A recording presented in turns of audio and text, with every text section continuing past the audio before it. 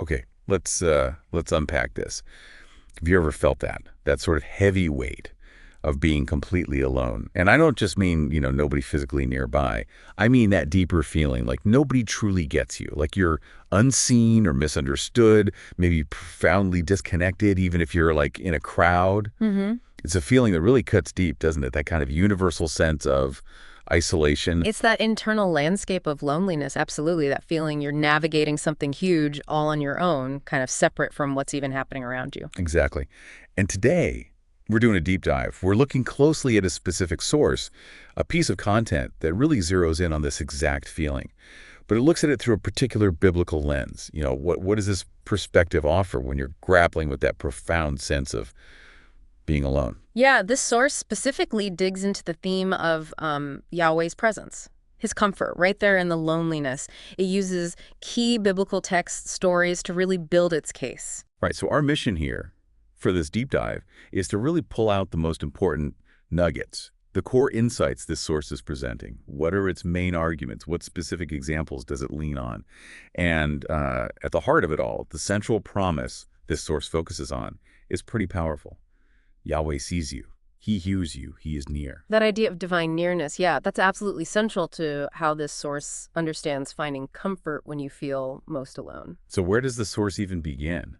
It seems to anchor itself in a foundational promise. It's in Deuteronomy 31.6. This is spoken to the Israelites, right? As they're about to face all the unknowns of entering the promised land. And the verse says, "Be strong and courageous. Do not be afraid or terrified because of them, for Yahweh your Elohim goes with you. He will never leave you nor forsake you." And what this source highlights there is significant. It's that the promise isn't like conditional on them overcoming their fear first or winning the battle first. It's given before they even face the challenge. It's reassurance offered right in that moment of potential fear, that uncertainty. The source really emphasizes the covenant nature of it. I go with you. I won't leave you. I won't abandon you. It's presented as, well, fundamental to Yahweh's character, his commitment. And the source connects this directly to Psalm 34.18, which states, "Yahweh is close to the brokenhearted and saves those who are crushed in spirit." Right. The source points out how that word close directly tackles that feeling of being alone, unseen. It suggests an active presence right there in the middle of our deepest emotional pain. It's not necessarily a promise of immediate rescue from the pain.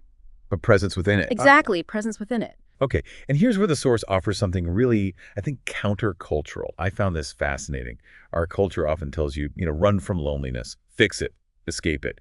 But this source suggests that within the biblical narrative, loneliness can actually become the very place, the setting, where Yahweh reveals himself most intimately. Yes, it's almost like a transformation of the space itself. Instead of seeing loneliness only as this negative thing to avoid at all costs, the source proposes it can, maybe paradoxically, be a specific setting for a really profound divine encounter.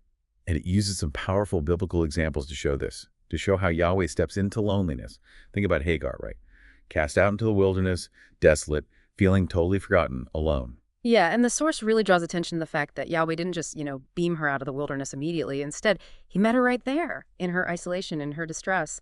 And because of that encounter, she gives him that name. "You are the Yahweh who sees me, El Roi." The source interprets this as demonstrating his presence is active, observant, in those moments where you feel most unseen. That's powerful. And another example the source gets into is Elijah, hiding in a cave. He's convinced he's the last prophet standing, feeling profoundly isolated, scared for his life. And the source highlights that Yahweh comes to Elijah, again, not necessarily removing him from danger instantly, but meeting him in his hiding place. And famously, right, not in the big dramatic stuff, the wind, the earthquake, the fire, but in that still small voice, that gentle whisper. The source uses this to show Yahweh's presence showing up in a way that specifically meets Elijah's internal state, his fear, his loneliness, stepping into the quiet of that isolation. Wow. And maybe the most poignant example the source brings up is Joshua himself. In the Garden of Gethsemane, he asks his closest friends, "Stay awake with me, pray with me," in his hour of just deepest anguish. And they fall asleep. They fail him. He experiences this profound human loneliness right there. Absolutely. And the source focuses on Joshua's response in that moment. He turned to the Father. His moment of, you could say ultimate human loneliness, became this moment of ultimate surrender and intimacy with God. It really illustrates the source's argument that loneliness, even when it involves the failure of human connection, can become a space for deeper connection with the divine presence. So all these examples together, they demonstrate the source's core point. Yahweh doesn't always just wipe away the circumstance of loneliness right away, but he steps into the experience of it, seeking to transform it perhaps from isolation into intimacy. Okay, so if that's the perspective the source presents, that Yahweh is present in the loneliness, Yeah. what does it suggest we actually, well, do when we feel this way? Mhm. It outlines 3 biblical responses. Right. First, the source says, acknowledge your pain, be honest about it. But crucially, do it without automatically assuming you've been abandoned. It points to the Psalms. So many Psalms are just filled with raw lament, cries of loneliness, like from King David. But even in the middle of expressing that honest pain, the psalmist often anchors himself, remembers the truth of Yahweh's character, his promises, saying things like, you, Yahweh, are my refuge. Okay, so it's about being completely honest with how you feel, the pain, the fear, the disconnection, but intentionally connecting that honesty back to, well, the underlying truth of Yahweh's presence, according to this source. What's the second response? The source suggests leaning into his word. It presents this as a vital countermeasure against the lies that isolation can breed in your mind. When you feel alone, it's easy for the mind to spiral, right? Thoughts of worthlessness, being forgotten.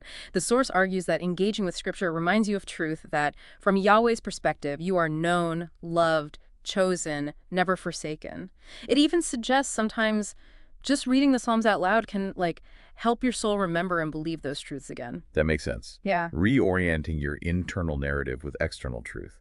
And the third response. Reach out. Now, the source definitely acknowledges that, yes, human beings can fail us, sometimes they will, but fundamentally, we weren't designed to go through life totally isolated. And Yahweh often brings comfort, affirmation through other people. Maybe it's a timely phone call or a prayer shared or just someone sitting with you in your pain. The source suggests asking Yahweh for guidance to connect with what it calls safe people. Safe people. I like that. So the source's practical response is kind of a blend then. Internal honesty, grounding yourself in spiritual truth via the word, and seeking guided external connection. It seems to address the different facets of loneliness itself, both the internal feeling and that relational disconnect. Exactly. And the source keeps reinforcing this idea. Even if human companionship feels distant right now, the promise it started with holds true. Yahweh is with you right now. He knows your situation. He knows your name. And even, as Psalm 56.8 suggests, he counts your tears, keeps them in his bottle, metaphorically speaking. He sees the details. And importantly, the source doesn't just leave it there. It brings in the future hope found in Revelation, that ultimate promise that this experience, the sorrow, the loneliness, it won't last forever. Yeah. He will eventually wipe away every tear, no more mourning, no more crying, no more pain, and by implication, no more of that profound loneliness in the final state. That's the ultimate resolution, isn't it? The complete removal of loneliness in that future reality. Okay, so let's just quickly recap what we've unpacked from this deep dive into the source material. We started by looking at the nature of loneliness. It discusses that internal feeling, not just about being physically alone.